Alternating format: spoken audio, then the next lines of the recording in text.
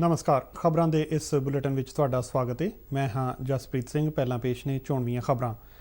सेहत मंत्री डॉक्टर हर्षवर्धन ने कहा है कि टीकाकरण मुहिम के तीजे पड़ाव लई केंद्र सरकार सूबियां नूं मुफ्त वैक्सीन मुहैया करवाउणा जारी रखेगी। कोविड टीकाकरण मुहिम तहत देश भर में हुण तक 14 करोड़ 9 लाख तो वध टीके लगाए गए। मुख्यमंत्री कैप्टन अमरिंदर सिंह ने टीकाकरण मुहिम के तीजे गेड़ लई सेहत विभाग नूं 30 लाख वैक्सीन खुराकां दा आर्डर देण दी हदायत की।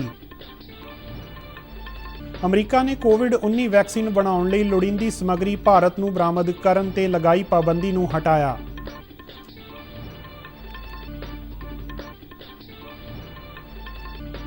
पश्चिम बंगाल विच 7वें गेड़ दीआं विधान सभा चोणां लई 34 सीटां ते वोटां पुआए जाण दा अमल जारी।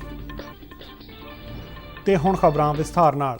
केंद्रीय सेहत मंत्री डॉक्टर हर्षवर्धन ने कहा है कि टीकाकरण मुहिम के तीजे पड़ाव लई केंद्र सरकार वल्लों अपने कोटे दीआं 50% खुराकां सूबियां ते केंद्र शासित प्रदेशां नूं बिना किसी कीमत ते मुहैया कराउण दी प्रक्रिया नूं जारी रखिया जावेगा।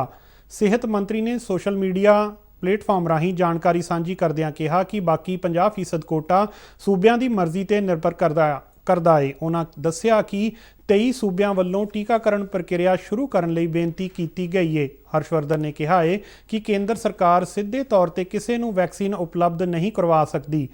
उन्हां कहा कि केंद्र वल्लों घट मुल ते वैक्सीन की खरीद कीते जाण दीआं अफवाहां फैलाईआं जा रहीआं ने जो कि बिल्कुल बेबुनियाद ने। उन्हां कहा कि सूबियां नूं वैक्सीन की मुफ्त सप्लाई लई अधिकारित चैनल उपलब्ध करवाया गया है। कोविड टीकाकरण मुहिम तहत हुण तक देश भर में 14 करोड़ 9 लाख तो वध टीके लगाए जा चुके हैं। सेहत मंत्रालय वालों दी गई जानकारी मुताबक बीते 24 घंटिया में लाभार्थियों नूं 25,36,000 तो वध खुराकां दित्तियां गईयां। भारत ने टीकाकरण मुहिम की शुरुआत तो लैके हुण तक इन्ने घट समय में 14 करोड़ टीके लगा के विश्व में सब तो तेज़ी नाल टीकाकरण मुहिम नूं अगे वधाउण दा रिकॉर्ड बनाया है। मंत्रालय ने दस्सिया कि हुण तक 11 करोड़ 85 लाख लोगों नूं वैक्सीन की पहली खुराक दी गई है, जबकि 2 करोड़ 22 लाख लाभार्थी वैक्सीन का दूजा टीका लगवा चुके हैं। पंजाब विच हुण तक 29,25,000 लोगों का कोविड टीकाकरण किया जा चुका है, जिन्हां विचों 26,17,000 तो वध लाभार्थियों नूं वैक्सीन की पहली खुराक दी गई है, जबकि 3,07,000 लोगों नूं दूजा टीका लगाया गया है। केंद्र सरकार वल्लों 1 मई तो 18 साल तो वध उम्र के हरेक लाभार्थी का टीकाकरण किए जाण दे ऐलान के मद्देनज़र देश विच कोविड टीकाकरण केंद्रां की गिणती नूं वधाया जा रहा है। टीकाकरण मुहिम के तीजे गेड़ लई इन्हां केंद्रां की गिणती 45,000 तो वधा के 65,000 की जा रही है। इस तो इलावा इन्हां केंद्रां विच वैक्सीन की उपलब्धता नूं समय सिर यकीनी बनाउण ते भी प्रबंध किए जा रहे हैं। तीजे गेड़ लई वैक्सीन लगवाउण वास्ते रजिस्ट्रेशन का अमल 28 अप्रैल नूं शुरू होवेगा। योग लाभार्थी कोविन प्लेटफॉर्म या आरोग्य सेतु ऐप राही रजिस्ट्रेशन करवा सकणगे। केंद्र सरकार ने सूबियां ते केंद्र शासित प्रदेशों नूं तरल ऑक्सीजन की वरतों केवल मैडिकल उद्देश्यों लई यकीनी बनाउण दे निर्देश दिते ने। गृह ਸਕੱਤਰ ਅਤੇ कौमी कार्यकारी कमेटी के चेयरमैन अजय भल्ला वालों सूबियां के मुख ਸਕੱਤਰਾਂ ਅਤੇ केंद्र शासित प्रदेशों के प्रशासकों नूं लिखी चिट्ठी विच कहा है कि देश विच मैडिकल ऑक्सीजन की भारी कमी के चलदियां इसकी वरतों केवल सेहत सुविधावां ਅਤੇ संबंधित मैडिकल उपकरणों के निर्माण विच लगियां सनतां ही कर सकदियां ने। गृह ਸਕੱਤਰ अजय भल्ला ने सारे उत्पादन यूनिटां नूं अपनी समर्था का वध तो वध उत्पादन करने की अपील की है ਅਤੇ नाल ही इसकी उपलब्धता घट तो घट समय विच करवाउण लई कहा है। तरल ऑक्सीजन की भंडार की मात्रा की वरतों सरकार लई मैडिकल उद्देश्यों की वरतों लई उपलब्ध कराउण की भी हदायत की गई है। भल्ला ने स्पष्ट किया कि इन्हां हुक्मां विच होर किसी भी प्रकार की छूट नहीं दी जा सकती। मुख्यमंत्री कैप्टन अमरिंदर सिंह ने सूबे के सेहत विभाग नूं 1 मई तो शुरू होने वाले टीकाकरण मुहिम के तीजे गेड़ लई सीरम इंस्टीट्यूट ऑफ इंडिया तो वैक्सीन दीआं 30 लाख खुराकां का आर्डर देण की हदायत की है। मुख्यमंत्री ने ट्वीट राही जानकारी सांझी करदिआं कहा है कि उन्हां वल्लों केंद्र सरकार नूं वैक्सीन दीआं 10 लाख वाधू खुराकां उपलब्ध कराउण की भी बेनती की गई है। उन्हां कहा कि 1 मई तो शुरू होने वाले टीकाकरण के अगले गेड़ लई वड्डी मात्रा विच वैक्सीन की उपलब्धता नूं समय सिर यकीनी बनाया जाना जरूरी है। मुख्यमंत्री ने कहा कि पिछले कुछ दिनों दौरान सूबे नूं वैक्सीन की घाट नाल पैदा हुई समस्या नाल जूझना पिया है। उन्होंने कहा कि अगले गेड़ लई अजिही कोई समस्या पैदा ना होवे, इसलिए सेहत विभाग नूं लोड़ींदी मात्रा विच वैक्सीन की उपलब्धता यकीनी बनाउण दी हदायत की गई है। मुख मंत्री ने दस्सिया कि उन्हां वल्लों केंद्री सेहत मंत्री डॉक्टर हर्षवर्धन नूं सूबे दे तरल ऑक्सीजन के कोटे नूं 250 मीट्रिक टन तक वधाउण दी लिखती बेनती की गई है।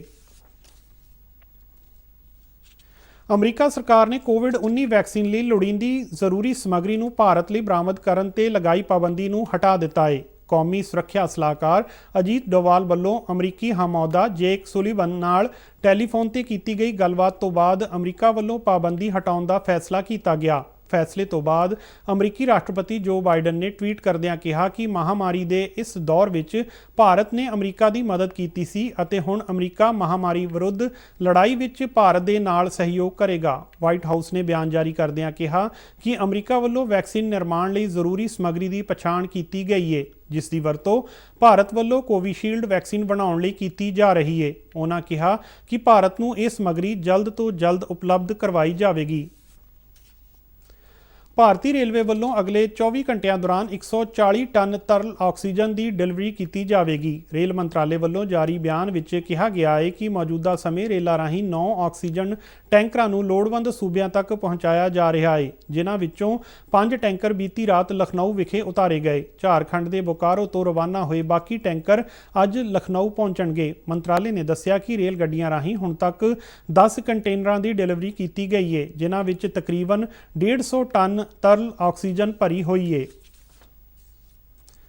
कौमी राजधानी दिल्ली विच कोविड-19 महामारी के वध रहे मामलों को ध्यान विच रखदिआं दिल्ली सरकार ने लॉकडाउन नूं 3 मई तक वधाउण दे हुक्म जारी कीते ने। दिल्ली के मुख मंत्री अरविंद केजरीवाल ने राजधानी खेत्र विच 3 मई सवेरे 5 बजे तक लॉकडाउन की म्याद नूं वधाउण दा ऐलान किया। दिल्ली विच लॉकडाउन दौरान जरूरी सेवावां अते एमरजेंसी की स्थिति विच आवाजाही की आग्या होवेगी, जिसलिए प्रमाणित दस्तावेज दिखाने लाजमी होणगे। दिल्ली सरकार वल्लों राजधानी खेत्र विच वायरस के फैलाव नूं रोकण लई 6 दिनां दा लॉकडाउन लगाया गया सी। मुख मंत्री अरविंद केजरीवाल ने कहा है कि दिल्ली विच महामारी के मामले लगातार वध रहे ने। उन्होंने कहा कि दिल्ली दीआं सेहत सुविधावां विच ऑक्सीजन की रोजाना 700 टन की लोड़ है। उन्होंने कहा है कि केंद्र सरकार वल्लों दिल्ली लई मैडिकल ऑक्सीजन का कोटा प्रतिदिन 480 टन तक वधाया गया है। अरविंद केजरीवाल ने इस मुसीबत की घड़ी विच दिल्ली सरकार की मदद लई केंद्र का धन्नवाद भी किया।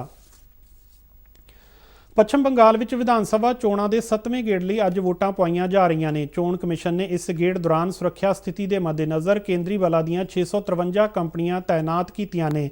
सूबे के 5 ਜ਼ਿਲ੍ਹਿਆਂ ਵਿੱਚ 34 विधान सभा सीटां ते वोटां पाए जाण दा अमल सवेरे 7 वजे शुरू होया, जो कि शाम 6:30 वजे तक जारी रहेगा। चोणां विच निरपੱਖਤਾ ਅਤੇ पारदर्शिता नूं यकीनी बनाउण लई हरेक पोलिंग स्टेशन ते इलैक्ट्रॉनिक वोटिंग मशीनां दे नाल-नाल वीवीपैट मशीनां भी लगाईआं गईआं ने। चोण कमिशन ਵੱਲੋਂ महामारी के मद्देनज़र हरेक पोलिंग स्टेशन विच वध तो वध 100 वोटरां की गिणती निर्धारित की गई है। इस तो इलावा कोविड-19 ਲਈ पॉजिटिव ਅਤੇ शक्की मरीजों ਲਈ पोस्टल बैलेट की सुविधा भी प्रदान की गई है। इस गेड़ तहत कुल 268 उम्मीदवार चोण मैदान विच ने, जिन्हां विच 37 महिला उम्मीदवार शामिल ने। इस गेड़ ਲਈ 11,376 पोलिंग स्टेशन बनाए गए ने। बांग्लादेश की सरहद नाल लगण वाले 3 ਜ਼ਿਲ੍ਹਿਆਂ मालदा, मुर्शीदाबाद ਅਤੇ दक्षिण दिनाजपुर विच सुरक्षा के वाधू बंदोबस्त किए गए ने। पश्चिम बंगाल विच विधान सभा चोणां के 8वें ते आखिरी गेड़ ਲਈ 29 अप्रैल नूं वोटां पाईआं जाणगीਆਂ ਅਤੇ वोटां की गिणती 2 मई नूं करवाई जावेगी।